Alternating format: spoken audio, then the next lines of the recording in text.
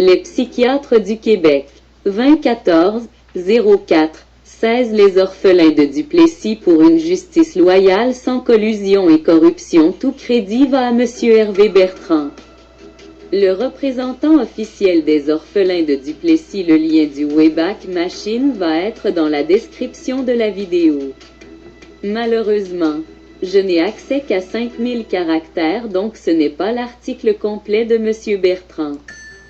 P5 Photo information du Dr Bernard Piché 1950 à 1960. Les psychiatres du Québec complotent le dossier des enfants illégitimes au Québec. Quelle providence avec les Sœurs de la Charité de la Providence. Les psychiatres du Québec complices des gouvernements dans le but d'amasser des millions de dollars mentionnés au départ par Conrad Black dans le livre Le pouvoir de Duplessis en page 419. Esclavage des orphelins et orphelines dans tout le Québec. Dans les hôpitaux, les presbytères, les édifices gouvernementaux. Sur le terre annonçait des orphelins bâtards vont travailler comme esclaves gratis. Duplessis en cadeau pour recevoir des votes pour son parti. Édition du jour, 1964, 141 pages. 14 Dominique Bédard, Denis Lazure et Charla Roberts. Rapport de la Commission d'études des hôpitaux psychiatriques, Québec, 1962. 15 Lors des 2 rencontres que nous avons eues avec le docteur Roch Bernier, alors président du Collège des médecins, ce dernier parlait d'excuses.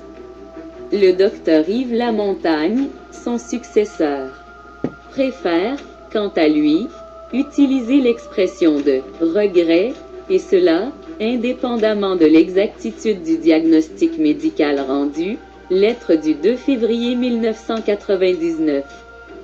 Dans ce contexte, quel sens auront ces regrets s'il ne prend pas en compte cet élément central de notre dossier, la réalité des faux diagnostics?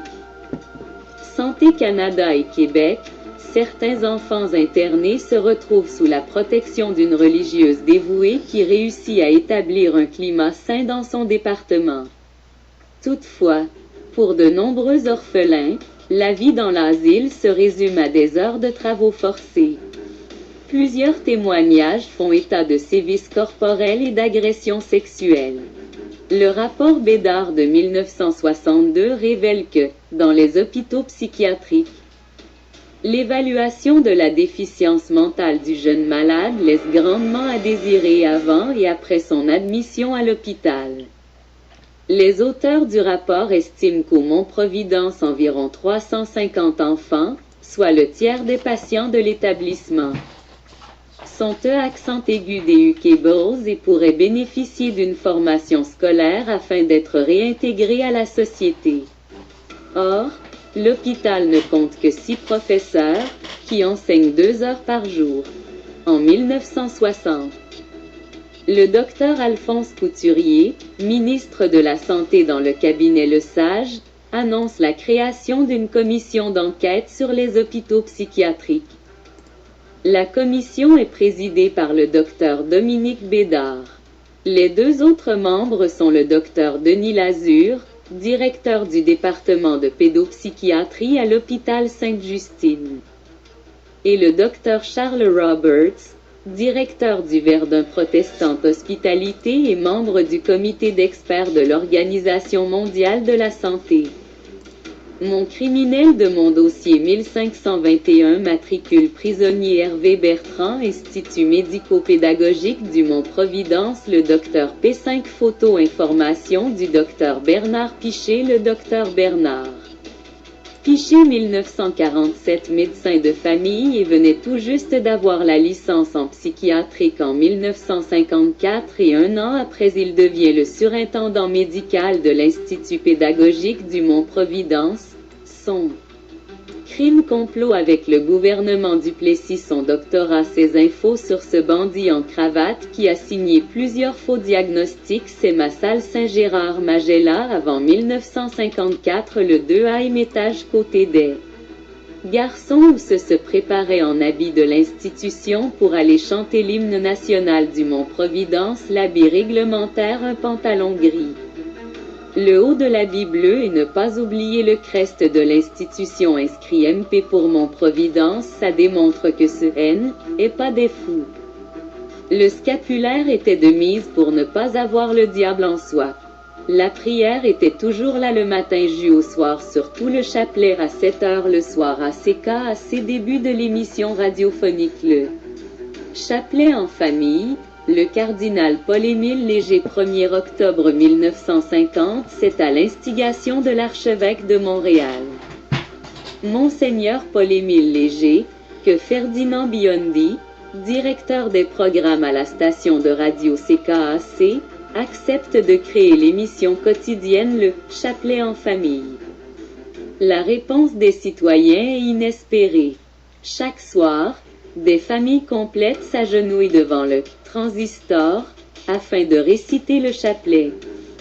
L'émission connaîtra un succès énorme et demeurera en ondes pendant de nombreuses années. Le 9 décembre 1950, Le Devoir révèle que 154 487 familles, soit 65% de la population totale du diocèse, se sont engagées à réciter quotidiennement le chapelet. En l'espace de 2 mois, la station reçoit plus de 1000 lettres de félicitations, dont une centaine par semaine adressées à l'archevêque. Lors de la célébration du premier anniversaire de la récitation du chapelet en ondes, plus de 10 000 personnes se rendent à la place d'Armes pour la cérémonie. C'est à l'instigation de l'archevêque de Montréal, Monseigneur Paul-Émile Léger, que Ferdinand Biondi, directeur des programmes à la station de radio CKAC, accepte de créer l'émission quotidienne Le Chapelet en famille. Le Chapelet en famille au début des années 1950, la radio de CKAC diffuse une nouvelle émission hebdomadaire, Le Chapelet en famille. Lorsque Paul-Émile Léger est nommé archevêque, c'est tous les soirs qu'il récite le rosaire. Et il n'est pas seul, les Canadiens français catholiques l'accompagnent, dont Linda. Je me rappelle des étés que je passais avec les grands-parents.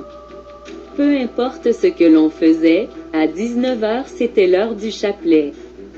Nous rentrions en silence et nous agenouillions sur les chaises de bois. Une fois, j'ai décidé de m'asseoir à la deuxième dizaine, comme grand-maman le faisait. Au moment que j'ai bougé, voilà la main de grand-papa qui soulève mon petit cul en entier et me replace à genoux sur ma chaise. Il m'informe que la journée que je serai aussi vieille et sage que grand-maman, je pourrai réciter le rosaire assise, pas avant. Je n'ai jamais répété cette gaffe. Pour réciter un rosaire, il faut savoir égrener le chapelet. On enchaîne le Notre Père, les Je vous salue Marie et le Gloire au Père selon un rituel précis. Le chapelet instauré des catholiques de Rome partout dans le monde.